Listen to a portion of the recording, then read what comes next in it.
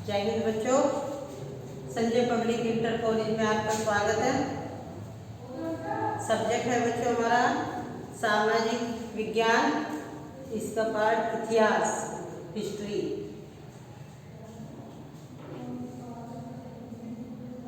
इकाई 1 का third lesson यानी कि पार्ट थर्ड, भूमंडलीकृत विश्व का बनना। इसके 2 पॉइंट पहले पढ़ा चुकी मैं, 2 पार्ट, आधुनिक युग से पहले और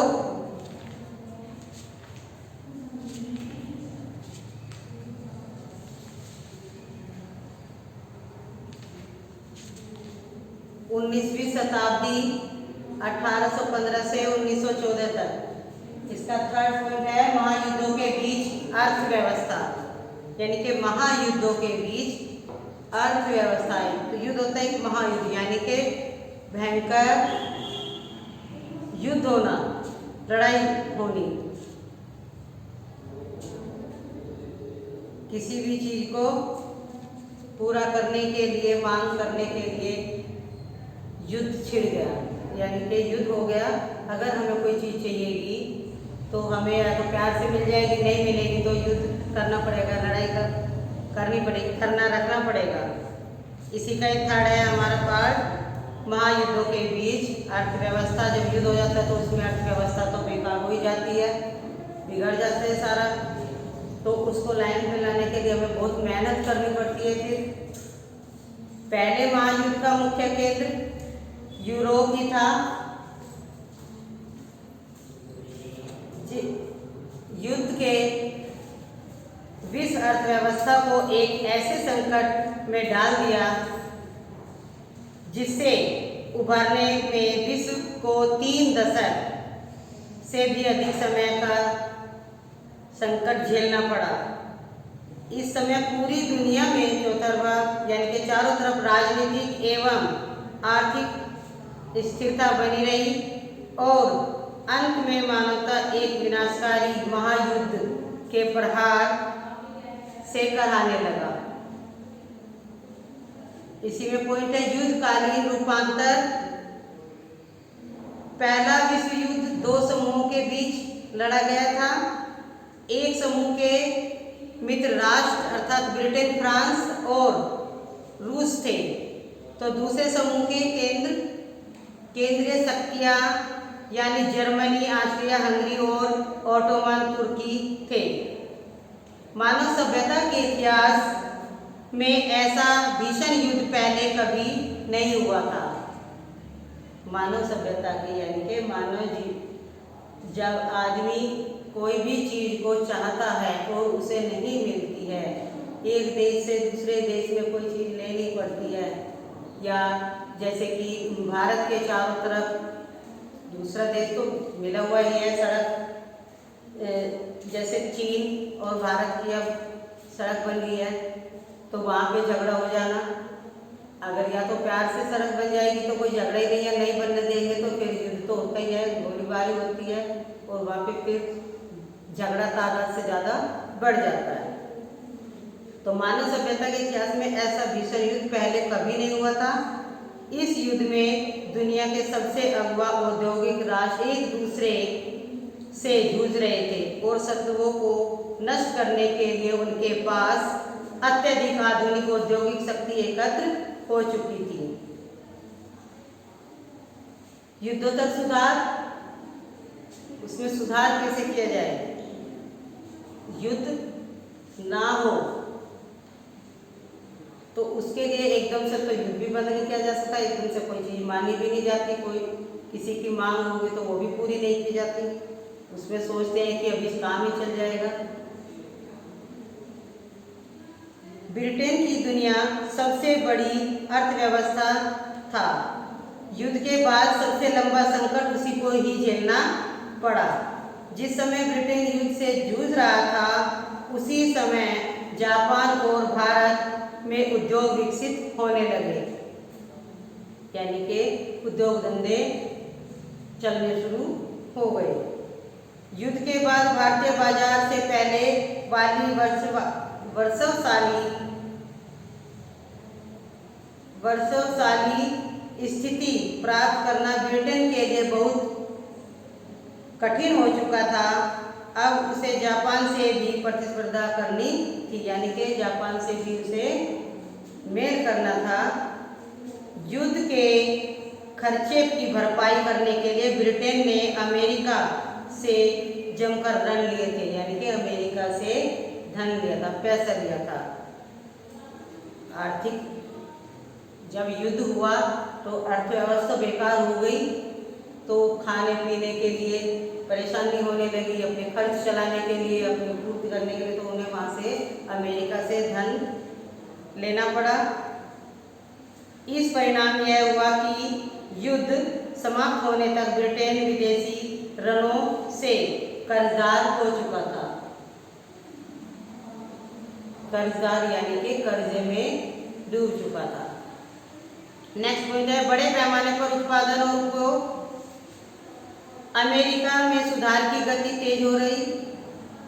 अमेरिका में सुधार की गति तेज हो रही थी। युद्ध के बाद कुछ समय के लिए तो अमेरिकी अर्थव्यवस्था को भी झटका लगा था, लेकिन 20 के दशक के बाद शुरुआती सालों से ही, यानी कि शुरू से ही अमेरिका अर्थव्यवस्था में तेजी से प्रगति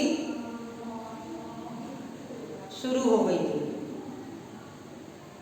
शुरुआत में फोर्ड फैक्ट्री के श्रमिकों को असेंबली लाइन पर पैदा होने वाले थकान झेलने से बहुत कठिनाई अनुभव हुई, क्योंकि वे उसकी गति को किसी भी तरह नियंत्रित नहीं कर सकते थे। बहुत सारे श्रमिकों ने काम बंद कर दिया। इस चुनौती से निपटने के लिए फोर्ड ने निराश होकर जनवरी 1914 से वेतन दुगना कर दिया। जब काम करना बंद कर दिया श्रमिकों ने, तो उनका वेतन डबल कर दिया, यानी $5 प्रतिदिन कर दिया कि एक दिन की उनकी मजदूरी $5।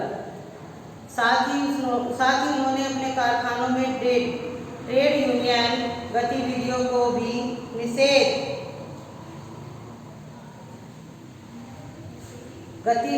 निषेध घोषित कर दिया। अगला पॉइंट है हमारा महामंदी। वर्ष 1923 में अमेरिकी का शेयर बाजार चढ़ना शुरू हो गया और चढ़ता ही चला गया, यानी कि वहाँ का शेयर बाजार बढ़ता ही चला गया। लेकिन 1929 तक आते आते इस अस्थिरता के संकेत आने लगे। आखिरकार 24 अक्टूबर 1929 को एक दिन के करीब $5 अरब का सफाया हो गया। अगले दिन भी बाजार का गिरना जारी रहा। 29 अक्टूबर 1929 को अमेरिकी शेयर में गिरावट आ चुकी। महामंदी के कारण क्या थे?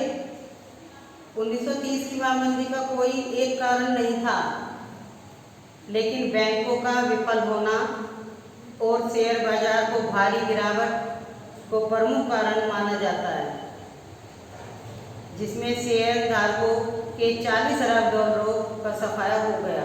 एक कारण तो ये हो गया। दूसरा कारण, इसके अलावा 9,000 बैंकों का दिवाला निकल गया। दिवाला कैसे निकल गया? बैंकों से किसी ने लोन लिया और वो समय पर जमा नहीं किया। बैंक में जमा राशि का बीमा न होने से लोगों की पूंजी खत्म हो गई, यानी कि जो लोगों का पैसा था वो खत्म हो गया। जो बैंक बचे रहे उन्होंने पैसे का लेन देन रोक दिया और लोगों ने खरीदारी बंद कर दी, जिससे कंपनियां बंद होने लगी और नौकरियां जाने लगी। महामंदी का दुनिया पर असर, पूरी दुनिया पर इसका असर पड़ा। 1930 की महामंदी का पूरी दुनिया पर असर हुआ। ऑस्ट्रेलिया की अर्थव्यवस्था कृषि और औद्योगिक उत्पादों में निर्यात पर निर्भर थी, इसलिए उसमें अधिक प्रभाव पड़ा। किस पर पड़ा? ऑस्ट्रेलिया की अर्थव्यवस्था पर। जर्मनी पर गहरा असर पड़ा इसका, जर्मनी पर भी, क्योंकि जिस अमेरिकी रण से अर्थव्यवस्था का पुनर्निर्माण हो रहा था वह मिलना बंद हो गया था। रण मिलना यानी कि जहाँ से आप ऋण लेते हैं और उसका पैसा वहाँ पे जमा नहीं होता, समय से नहीं होता, समय के बाद में नहीं होता, तो बहुत बड़ी दिक्कत हो जाती है। जब पैसा वहाँ पहुँचेगा तो आगे वो किसी को भी कैसे देंगे बैंक वाले। वहाँ पे तो पैसों का लेन देन कोई ले रहा है, कोई जमा कर रहा है, चलता रहता है। उधर पूर्वी एशिया में भी इसका असर कम हुआ। भारत और महामंदी 20वीं सदी की शुरुआत एक वैश्विक अर्थव्यवस्था बहुत एकीकृत हो चुकी थी। दुनिया के एक हिस्से में पैदा होने वाले संकट का कपकपाहट बाकी हिस्सों तक भी पहुंच जाती थी। इससे दुनिया भर में लोगों का जीवन, अर्थव्यवस्था और समाज प्रभावित हो उठते हैं। और फोर्थ पॉइंट है हमारा विश्व अर्थव्यवस्था का पुनर्निर्माण। इसी से आगे फोर्थ में आएगा हमारा विश्व अर्थव्यवस्था का पुनर्निर्माण युद्धोत्तर काल। प्रथम विश्व युद्ध से केवल 2 दशक बाद दूसरा विश्व युद्ध शुरू हो गया। यह युद्ध भी 2 बड़े खेमों के बीच था। एक गुट में दूरी शक्तियां मुख्य रूप से जर्मनी, जापान, नाजी और इटली थी, तो दूसरे में मित्र राष्ट्र सोवियत संघ, ब्रिटेन, फ्रांस और अमेरिका के नाम से जाना जाता था। 6 साल तक चला यह युद्ध जमीन, हवा और पानी में असंख्य मोर्चों पर लड़ा गया। इस युद्ध के कारण प्रत्यक्ष या अप्रत्यक्ष रूप से करीब 6 करोड़ लोग मारे गए। 1939 की वैश्विक जनसंख्या का लगभग 3% था। करोड़ों लोग घायल हो गए। देखिए, पहले युद्ध के बाद दूसरा युद्ध शुरू हो गया।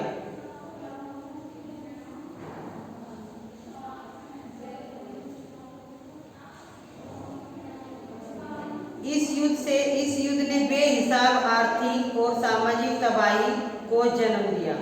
यानी कि जब दूसरा विश्व युद्ध शुरू हुआ तो उसमें बहुत ज़्यादा आर्थिक और सामाजिक तबाही मच गई। ऐसे हालात में पुनर्निर्माण का काम कठिन और लंबा सिद्ध होने लगा। प्रारंभिक युद्धोत्तर वर्ष ब्रिटेन वुड्स व्यवस्था ने पश्चिमी औद्योगिक राष्ट्रों और जापान के लिए व्यापार तथा आय में वृद्धि के एक अग्रणी युग का सूत्रपात किया। 1950 से 1970 के बीच विश्व व्यापार की वार्षिक विकास दर 8% से भी अधिक थी। इसी में नेक्स्ट पॉइंट है औपनिवेशिक और स्वतंत्रता। स्वतंत्रता यानी कि आजादी। दुनिया का एक बहुत बड़ा भाग दूसरा विश्व युद्ध समाप्त होने के बाद भी यूरोपीय औपनिवेशिक मानव के अधीन था। अगले 2 दशकों में एशिया और अफ्रीका के अधिक उपनिवेश स्वतंत्र स्वाधीन राष्ट्र बन चुके थे, यानी कि पूर्ण तरह से आजाद हो चुके थे। दीर्घकालीन औपनिवेशिक शासन के कारण अस्त व्यस्त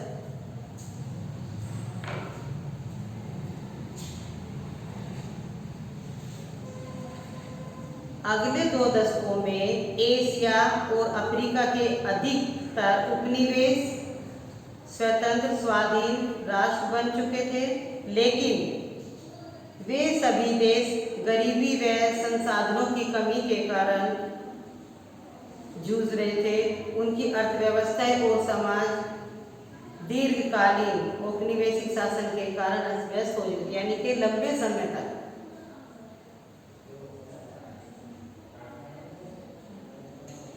ब्रिटेन वुड्स का समापन और वैश्वीकरण की शुरुआत। देखिए, इसके दो कारण बताऊंगी। 1960 के दशक से ही विदेशी में अपनी गतिविधियां की भारी लागत से अमेरिका का विपरीत और प्रतिस्पर्धा क्षमता को कमजोर कर दिया था। अमेरिका डॉलर अब दुनिया का प्रधान मुद्रा के रूप से पहले जितना सम्मानित और निर्विवाद नहीं रह पाया था।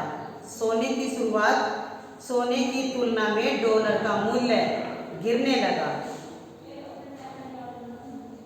स्थिर विनिमय दर की व्यवस्था विफल हो गई और प्रवाहमयी या अस्थिर विनिमय दर की व्यवस्था आरंभ हो गई। सेकंड नंबर, 1970 के दशक में मध्य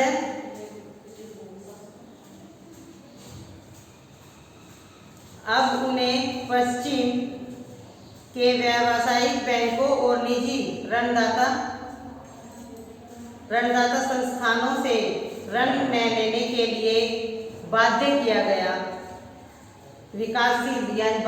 यानी कि मजबूर किया गया। विकासशील विश्व में समय समय पर ऋण संकट पैदा होने लगी, जिसके कारण आय के स्तर में गिरावट आती थी। आय के यानी कि हमारी जो कमाई आती है, आय और व्यय मीन्स खर्च करना, आय मीन्स कमाना, धन आना। अफ्रीका और लैटिन अमेरिका में यह समस्या अधिक देखी गई। भारत और चीन और ब्राजील आदि देशों की अर्थव्यवस्थाओं में आए भारी बदलावों के कारण दुनिया का आर्थिक भूगोल पूरी तरह बदल गया। थैंक यू बच्चों, आज हमारा चैप्टर खत्म हुआ। नेक्स्ट चैप्टर कल पढ़ाएंगे। लाइक करिए, इसको शेयर करिए, वीडियो देखते रहिए। जय